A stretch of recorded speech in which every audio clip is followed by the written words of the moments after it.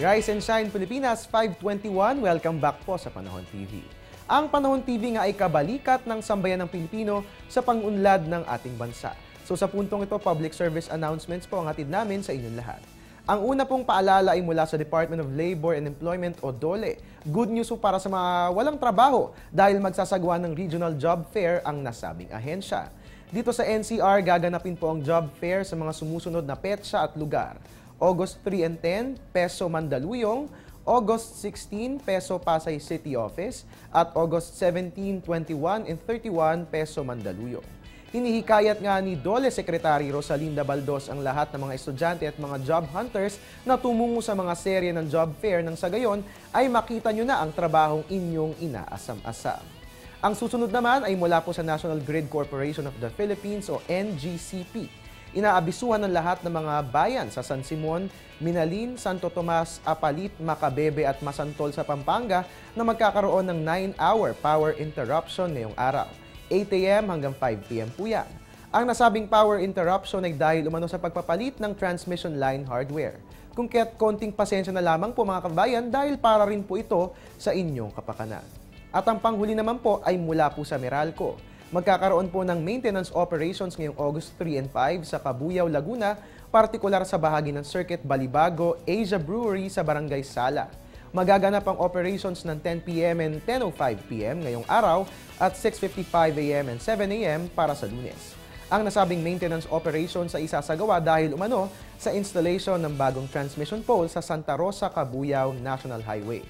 Para sa inyong mga concerns regarding the maintenance operations, you may reach Meralco through these numbers, 16211 at 1622-8554. Pwede ring bisitahin ang kanilang website sa www.meralco.com.ph. At sa puntong ito mga kababayan, silipin po natin ang lagay ng panahon sa selected Asian cities. Unahin po natin sa Hong Kong na may mataas na temperatura, meron tayong 27 to 32 degrees Celsius, habang sa Seoul, South Korea, mababa po ang asang temperatura, meron tayong 23 to 31 degrees Celsius. Sa Bangkok, Thailand naman po mataas po ang asang temperatura, meron tayong 26 to 32 degrees Celsius, habang dyan nga po yan sa Singapore at sa Jakarta, Indonesia, mababa ang ating temperatura, meron tayong 24 to 32 degrees Celsius. At sa Brunei Darussalam, mataas ang ating aasang temperatura, meron tayong 25 to 32 degrees Celsius, habang dyan po sa Phnom Penh, Cambodia, ganun din sa Rangoon, Myanmar, mababa ang ating aasang temperature, meron tayong 24 to 29 degrees Celsius. At ngayon naman, tayo'y mag-around the world. Silipin natin ang lagay ng panahon sa iba't ibang bahagi ng mundo. Hatid po yan sa atin ng World Meteorological Organization o WMO. Unahin po natin sa USA and Canada na may mataas na temperatura nga po sa Washington, D.C. Meron tayong 21 to 29 degrees Celsius, habang sa Edmonton, Alberta, mababa ang ating asang temperatura. Meron tayong 13 to 23 degrees Celsius. Diyan nga po sa kontinente ng Europa, partikular sa Madrid, Spain, mataas ang ating asang temperature. Meron tayong 20 to 35 degrees Celsius, habang sa London, mababa po ang ating asang temperatura. Meron tayong 16 to 23 degrees Celsius. Dito sa atin sa Asia at sa Middle East, mataas po ang temperatura sa Kuwait. Meron tayong 34 to 44 degrees Celsius, habang sa New Delhi, India, mababa po ang ating asang temperatura. Meron tayong 26 to 35 degrees Celsius.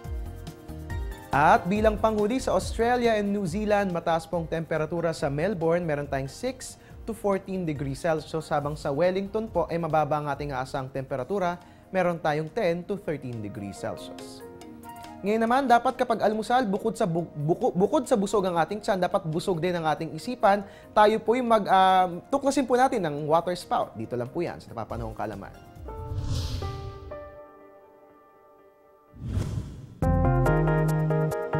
Ang water spout ay ang isang uri ng buhawi na nangyayari sa katubigan at nagdadala din ng mist.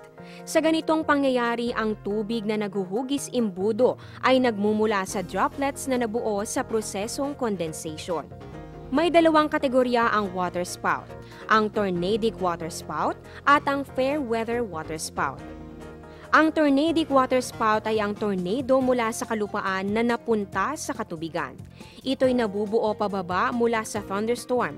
Katulad ng buhawi sa lupa, ito ay nagdadala ng pagkidlat at pagkulog na sinasabahan ng malalakas na hangin at matataas na alon. Dala rin nito ang malalaking hailstones.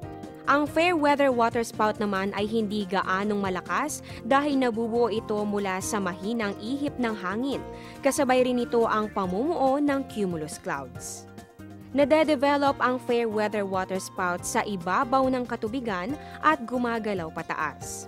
Ang tornadic waterspout ay maaaring gumalaw papunta sa lupa na maaaring maging sanhi ng pagkasira ng mga ari-arian at kapahamakan sa tao. Ngunit ang fair weather waterspout naman ay maaaring mawala kapag nakatungtong ito sa kalupaan.